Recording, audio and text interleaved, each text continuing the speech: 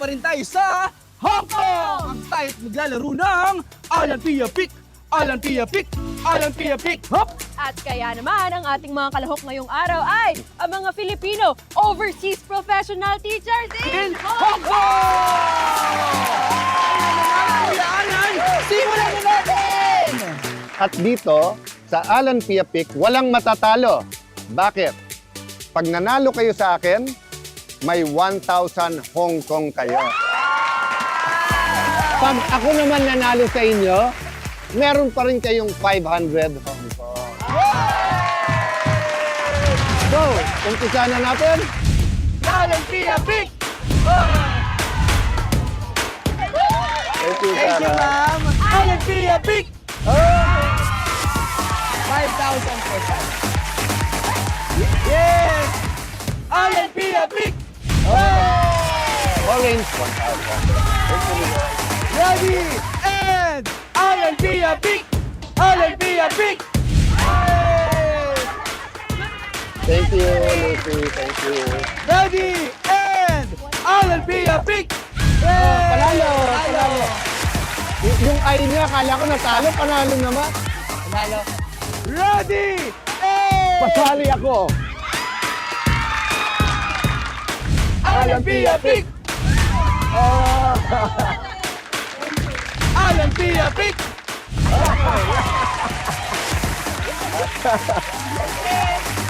Congratulations. Alan Pia Pick! Panalo pa rin.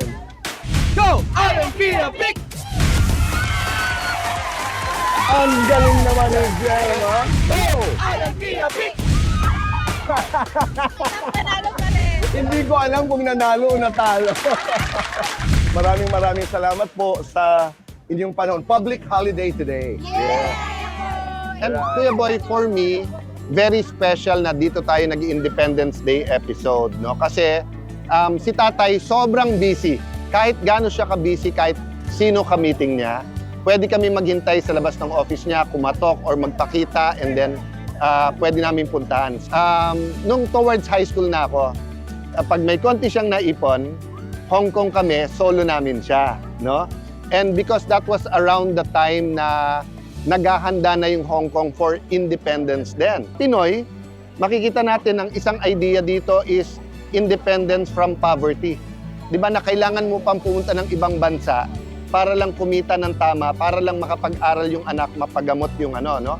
So yung isa ko pang sinasabi, Kuya Boy, yung spiritual independence. Di ba yung when you feel na parati kang hindi at peace, parati kang may problema, parati kang parang bukas. That's why nga even nakakalungkot even sa mga kabataan, di ba? I mean, medyo sensitive to, but let me say it so that we can talk about it little by little, di ba? Yung dumadami yung tingin nilang wala ng pag-asa, kaya they have to take their own life, di ba, Kuya Boy? So, that's my prayer, that as we celebrate independence from the Spanish, independence from the Japanese occupation, independence from American and American Commonwealth, we should look, ano pa bang nagka-capture sa Pilipino? Di ba? Poverty, corruption, yun nga, yung kawalan ng peace of heart and mind, yung spiritual, emotional, mental, and magkaroon tayo one day ng tunay na independence.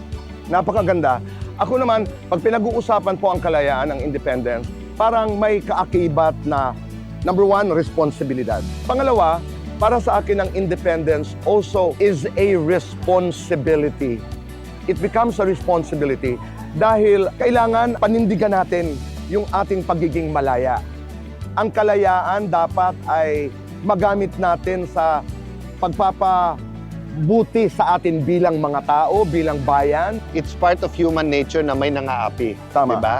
Pero parating ang pinapaalala ni Tatay kasi wala namang bansa na walang batas. Kaya parating sinasabi ni Tatay, huwag magpaapi, alamin ang batas. No? At kung ibadagdag ko po, kung may legal na kaalaman, mas maipaglalaban ang ating karapatan. Doon lamang tayo sa tama dahil sa batas, wala ho tayong kawala. Magkita-kita po tayo muli next week at tayo'y magkakasiyahan, magkukwentuhan at marami pang iba dito lamang po sa